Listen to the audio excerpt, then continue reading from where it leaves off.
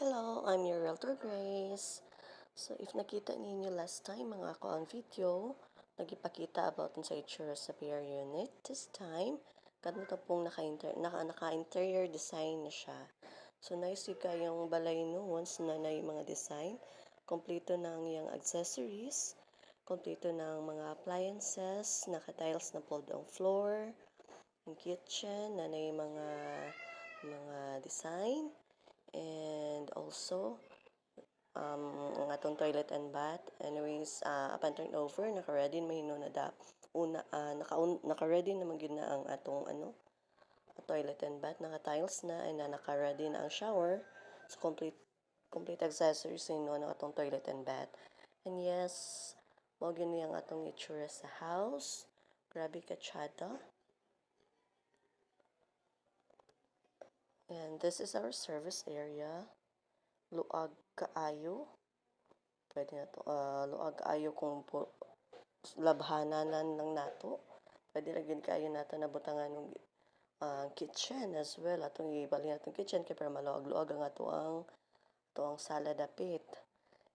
Nice kaya ang ato ang house mga design. And by the way, welcome to our second floor. By the way, ang atong house ti ay naritay lot area ng 46 square meter and a floor area of 36 square meter. And kani nga balay is sample na to nga model house dito sa Tierra Navajo Pole. Yes, model niya to ang first bedroom which is a master's bedroom. Luag yun kaayo siya. Well, again, depende gina sa inyo ha kung unsaon ninyo depende gina sa inyo no kung unsaon ninyo pag-design gid sa inyong mga rooms.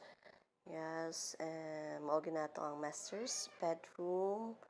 Mapagka-nice. And this time, our second bedroom, pwede na itong daya na ito ibutang atong mga anak, chikiting.